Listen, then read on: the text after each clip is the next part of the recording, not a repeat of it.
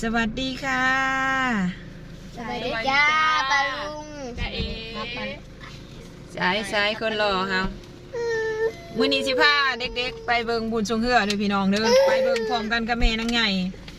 เพราะว่าแม่นางไงยังบ่เคยเห็นบุญทรงเฮือสวรรค์ในเขตจ้าเพื่อพี่น้องเอ้ยสิเป็นครั้งแรกในชีวิตเลย ประมาณจะเป็นอะไรทันงามค่ะ แต่ว่าบุญทรงเฮือบนอื่นก็สิเคยเห็นอยู่เนาะแต่ว่า ให้อยากไปที่สุด ให้อยากไปแล้วโอ้โอ้โอ้โอ้โอ้โอ้ โอ้ขนมไม่ได้เอามาขนมไม่ได้เอามา ยังบ่เคยเห็นแล้วก็ไปเบิ่งพร้อมกันเลยเนาะพี่น้องเนาะ อยู่ตลาดก็ฮอดบ่มีคน เป็นครั้งแรกเลยเป็นครั้งแรกเลยที่ นี่เขาไปบุญสุข ครอบครัวชาวภูไทยหรือว่า นับตั้งแต่แม่พี่เลยยังบ่เคยเห็นจักเทื่อแม่นหยังลูกแม่นหยังแม่นหยังแม่นหยังแม่นหยังอ้าวบ่ให้รถจอดเลยนี่เชอะไม่ได้ไปเจอกันอยู่พุ่นแล้วพี่น้องมันสิเป็นอะไรกะ ครับเป็นอะไรครับ คักบ่ไอ้อ้วน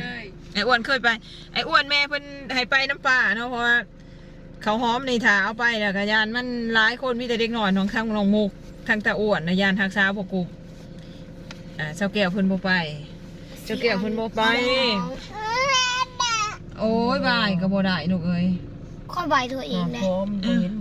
นี่แนมหาพ่อวันนี้เซฟบาทนี่ไปทางใดนะพ่อ เซ วัน ต นี้ ไปทางไหนเลย อือ เจ้านะก็ต้องไป เลยจ้า ก่อนเราเหมือนเราจ้า ใช้หมวกเด้ตาอ้วน เขาขึ้นสิพากินข้าวเที่ยงแล้วล่ะเขามาสาย มาว่าสวยโพด ท่าเสื้อต่อไป ตอนเที่ยงพุ่นแหละ ว้ายแล้วตัดเลยออกว่าลูก โดดมาเรื่อยๆอยู่ไว้ๆมาพี่ สู่ประเทศเราดูสิ มันก็ประเทศลาวเบิดทันแลเฮือแข่งอะต่างแต่ว่าเมืองต่างแต่ว่าแข่งล่ะ เขาบอกเสียประเทศไทยเขาเสีย แข่งแต่ประเทศลาวไปยังไปหาปลาไป เยอะขึ้นเรื่อยๆเนาะ โอ้ยเนาะหลานป้าจ้อยแล้วนี่ฮะ ยังไม่เคยถึงเรือเลยจ้ะ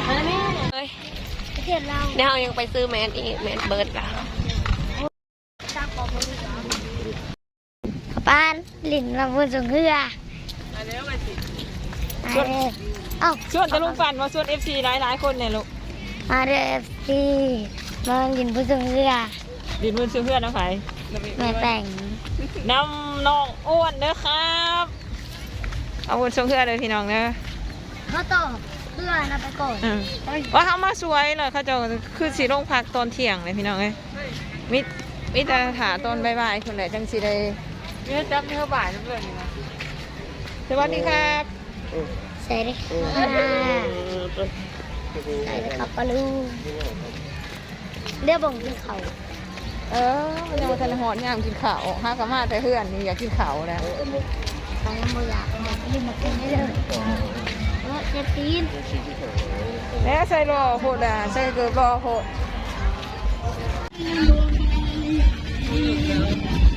ฮะ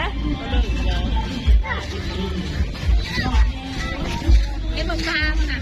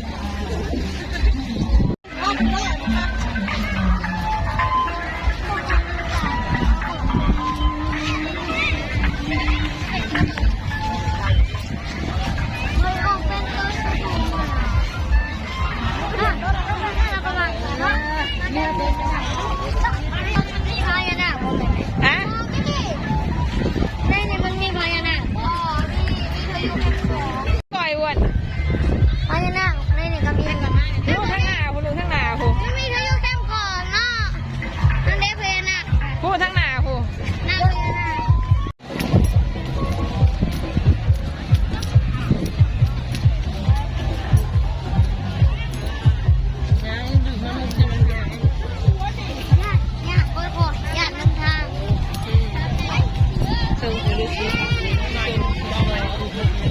เทคนิควิจัยเบลินเดนอยากลินเราไปหมดอยากลิน อย่าน้อยอย่าน้อย อันนั้นขับรถก็อยากลินนั่นน่ะเราแม่ได้สองอันเนี่ยเขาอยากลินตอนขับรถตัวแรกเลยนะขับไปไถ่อะไรมุ่นอ๋อมันเป็นรถของผู้ใหญ่ ตะอ้วนโบใส่ผ้าปิดปาก จะขับรถอันนี้ดิ จะน้อยจังครับ จะน้อยจังครับ เพราะมันรถอันนี้ใหญ่อะไรแต่รถมันเป็น ไม่ยังลูกไม่ยัง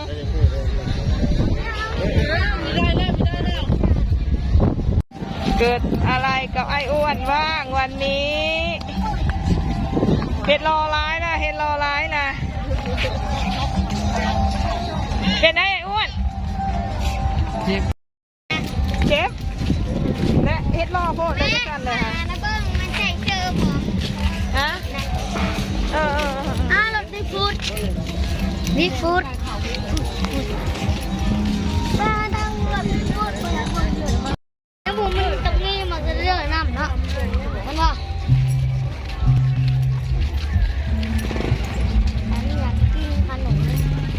ฉันอยากขึ้นมาใช่ได้เด้อฉันอยากขึ้นรถไฟฉันอยากขึ้นรถจุกเรือเนี่ยข้าอยากขึ้นเรือข้าจะขึ้นเคอร์นี่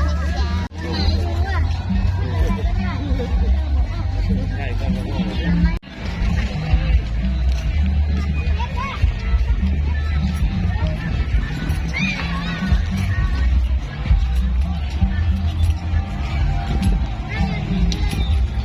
อยากขึ้นเรือสีขาวๆเนี่ยพาพี่ขึ้นเรือไม่แป้งมึงพาไปขึ้นเรือไม่แป้งเจอเรือจะสีขาวเรือใหญ่งูเลยคุณเขาครับอยู่ทางเพิ่มกันแล้วเจอสีขาวๆ